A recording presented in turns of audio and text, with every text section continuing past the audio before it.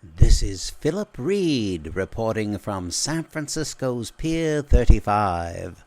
Today I'm reading a chapter out of the hit, The Runaway Bus, by author William Martin.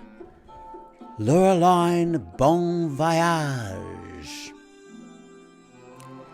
San Francisco still stood out up until about the 1960s as one of the great world ports. We don't talk about that faded away glory anymore. We just turn the old piers into designer outlets and coffee bars. I got to thinking about that, and I suddenly remembered an SS Lurline Bon Voyage party I attended when I was 5 on one of those then thriving piers. It was actually this one, Pier 35. The Matson Line created and owned the Lurline.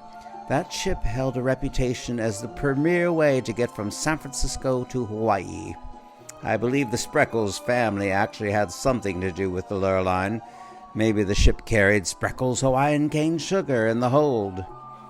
Besides being the epitome of elegance, the ship got heroic and helped out in a naval disaster in World War II.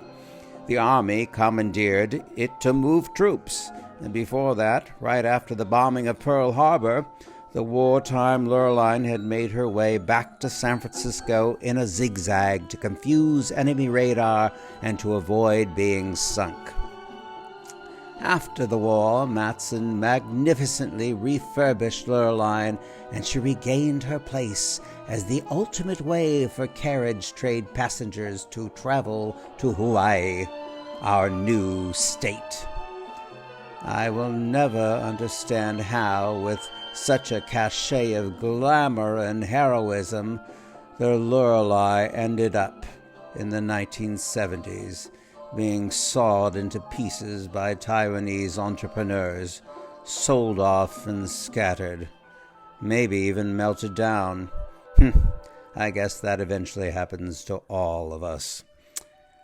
My father judged our next-door neighbors in Orinda as very motley and not at all carriage trade, but they proved him wrong when they booked passage to Hawaii on the Lurline and invited my family to the Bon Voyage party.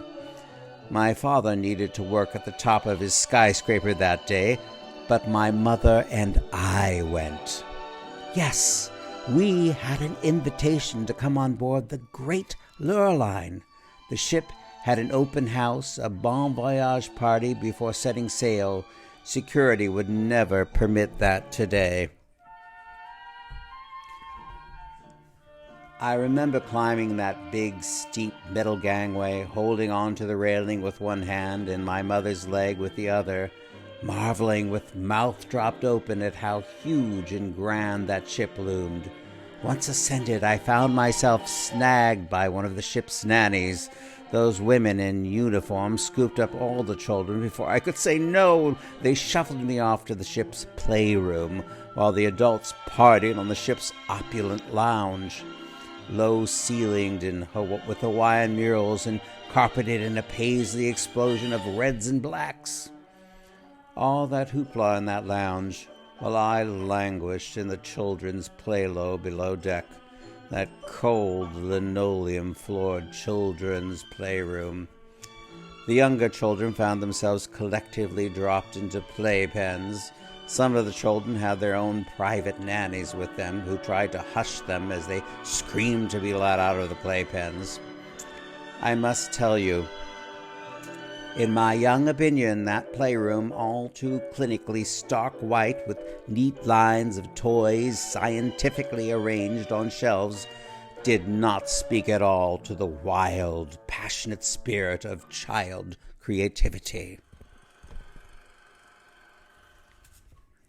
Even then, I rolled precocious as an adult, centered child.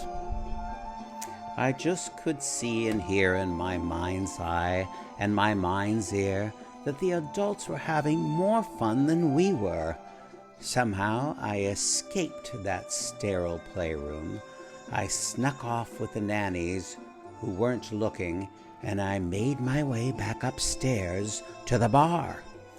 The ship's architects had laid out the lounge in deco splendor. The focal point of the room was a long, curved, black lacquered bar. I marched my 5-year-old self up to that bar, climbed up on the bar stool, and I ordered myself a Shirley Temple from the bartender. He blinked a time or two, regained his poker face, and then he actually served me. After a time, he asked me how I intended to pay for by now half-consumed Shirley. I told him he could bill my mother. And then I sat at the bar, sipping my Shirley Temple, until my mother found me and paid the bill.